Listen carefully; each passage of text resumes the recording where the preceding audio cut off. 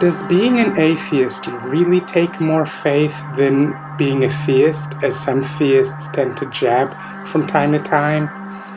Well, that depends on what definition of faith you are using. But if you mean belief without evidence, which I unfortunately dare say is the likely definition used by those making the jab, then no, atheism decidedly takes much less faith. But that is not the only definition out there. Christian apologist C.S. Lewis, for example, sees faith as being the virtue of sticking to the belief set dictated by reason and experience, even when presented with emotional temptation to do otherwise.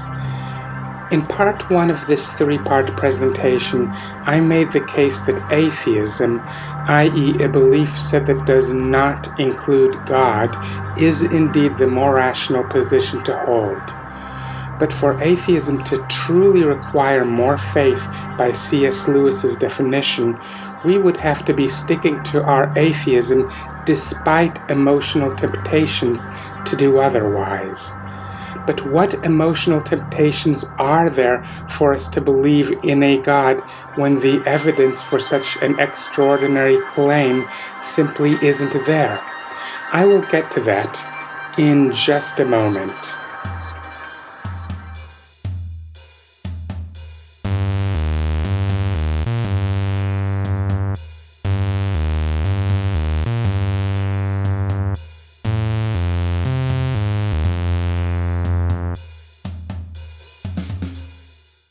Hello, Internet.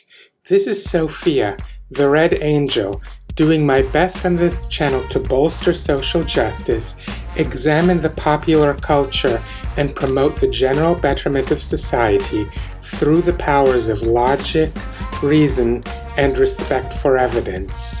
If you like that, then subscribe to this channel, ring the bell, share, and comment. I am sorry that it has been so long since my last episode. However, a lot of things came up, forcing me into an unexpected hiatus. This included unexpected self-care issues, as well as changes in the technological landscape, all of which forced me to reformulate my workflow. And unfortunately, those technical issues have not yet all been worked out. But I have come up with a stopgap solution that can hopefully make a reasonable update schedule possible, at least until a more long-term solution is found. At any rate, I would have let you know what was going on through the community tab, but unfortunately YouTube does not allow small-timers such as myself to have a community tab. Any announcement of any kind would require me to make a video for it, which is exactly what I am having problems with. Anywho, welcome to part 2 of my 3-part commentary on the claim made, or at least insinuated, by many theists that atheism takes more faith.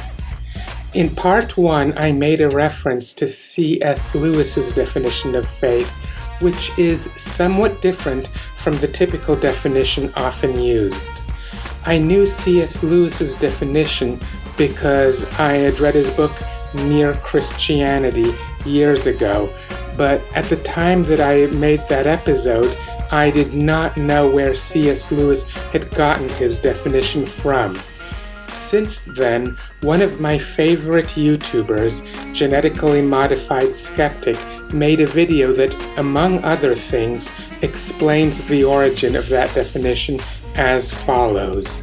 Definitions of faith are not all the same.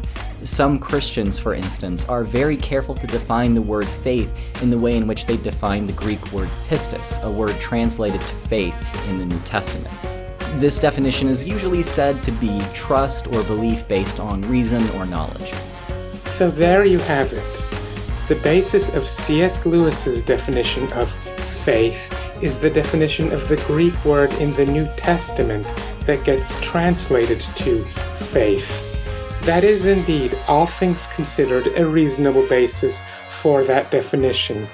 However, as I know, and as Drew from Genetically Modified Skeptic also clearly seems to know, that definition generally is not the definition that is used when theists claim that atheists have more faith, though, as I am arguing in this presentation, that, ironically, is the only known definition by which that claim would actually be correct. Of course, for C.S. Lewis, the virtue of faith is not just trusting based on reason or experience, but also involves continuing to do so even when emotionally tempted to abandon the belief set that reason dictates. So the question is, are there any particular emotional pressures on someone to adopt a belief that there is a God despite the lack of evidence for such a proposition? I would say that at least in many cases, the answer is undoubtedly yes. Let's start this discussion talking about Pascal's wager. Now, I know that there are some of you rolling your eyes because of just how laughable an argument Pascal's wager is. And yes, when it is used as an argument why someone ought to believe in God, it is indeed one of the most laughable, if not the most laughable of arguments an apologist might throw at us. But I'm not using it in that way. I'm using it as an illustration of why someone might feel tempted to believe in God, even though they shouldn't. Pascal's wager posited that if Christianity is true, then there is an infinite reward for believing and an infinite penalty for not believing, while if it is not true, then there is a negligible reward for not believing and a negligible cost for yes believing. Therefore, it goes on to say that the sensible thing is to do whatever you can to convince yourself that Christianity is true so as to maximize your potential gain and limit your potential loss. A similar argument can be made and, unless I am mistaken, has been made for belief in a number of other religions too. Of course, as an argument why you should believe, it falls flat, and it does so for a number of reasons, which I really do not have time to go into right now. But I am not using it this way. I am instead using it as an illustration of what kind of emotional pressure can and often does get applied to people to push them into believing in God despite the fact that the belief is completely unjustified. You see, intellectually, you know that the chance of truth being on the side of any of the religions that this argument is used for is beyond microscopic, and may even be completely convinced that the religion is false. But the threatened penalty of spending eternity in a lake of fire and torture is just so terrifying that even in the hypothetical sense, it pushes your self-preservation instinct to the point of overload.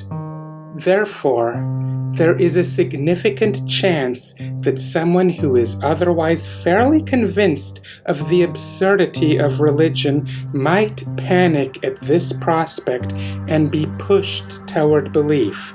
And anyone who knows anything about cognitive biases and how they work knows that the human mind can be quite adept at convincing itself of anything that is so strongly endorsed by the self-preservation instinct, regardless of how much that proposition is at odds with reason and evidence.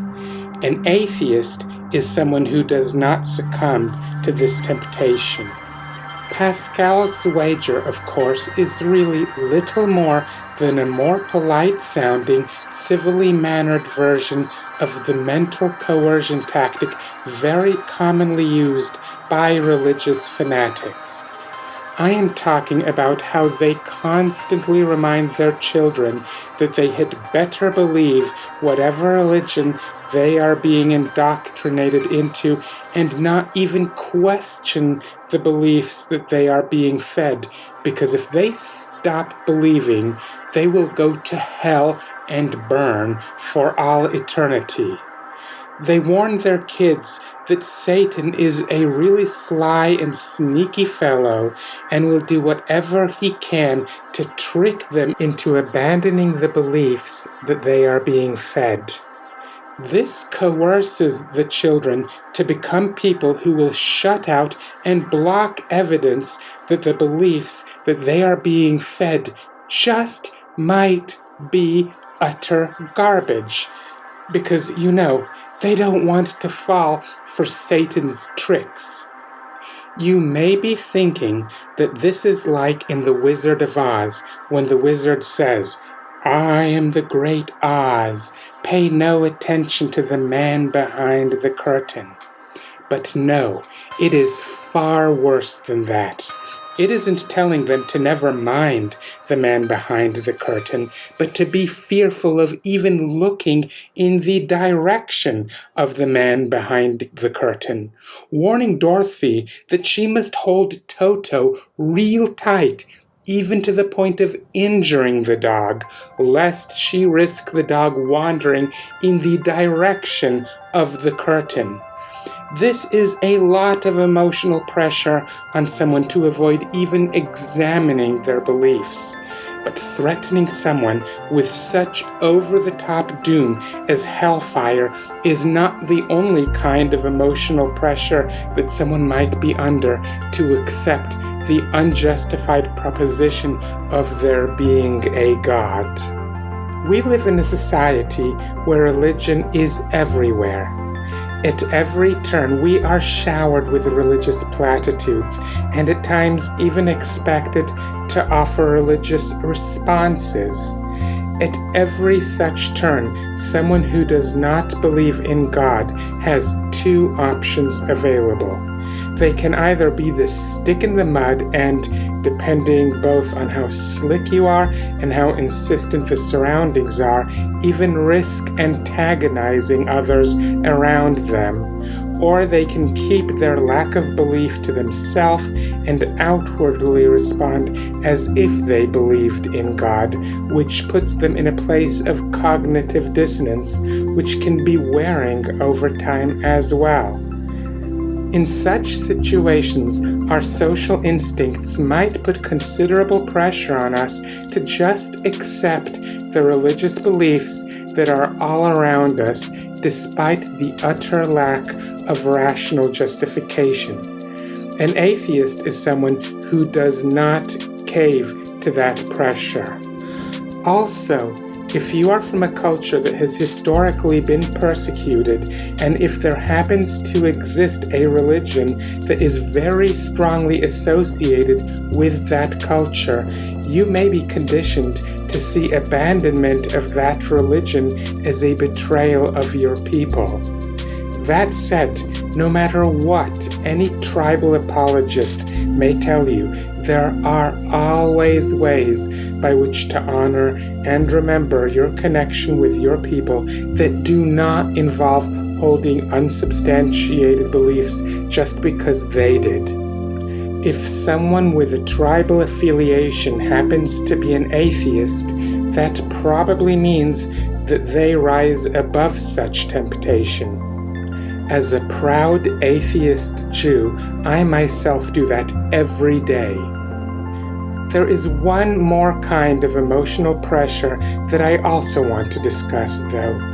If you were raised in religion or even spent some time in religion later in life, there may be some rituals based on that religion that gave you comfort. I am talking about rituals that rely on that religion as a premise.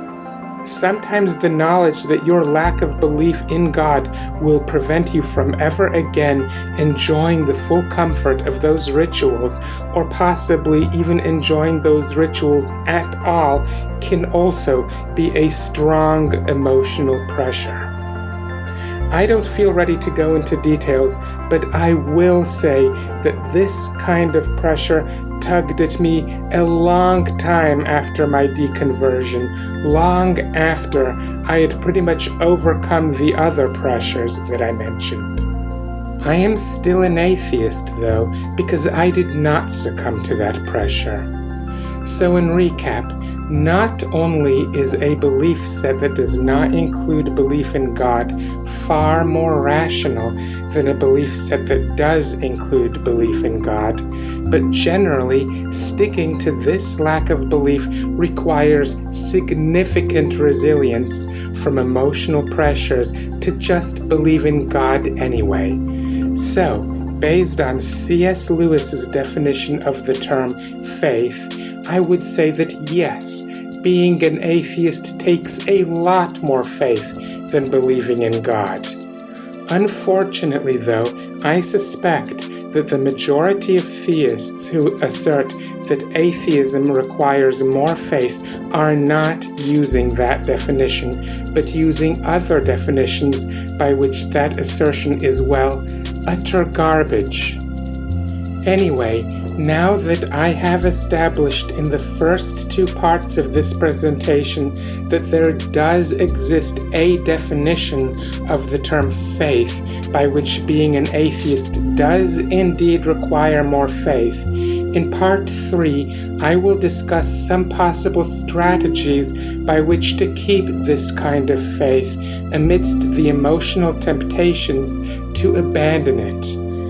In the YouTube video description area for this video, I have included a link to part 1 of this presentation and will add one to part 3 once part 3 is confirmed to be visible on YouTube. Anywho, I hope that you enjoyed this video. Please hit the thumbs up button and leave your comment in the comments area below. Make sure that you are subscribed to this channel and that the bell icon is active so as to increase the chance that you receive notifications when I upload new videos to this channel in the future.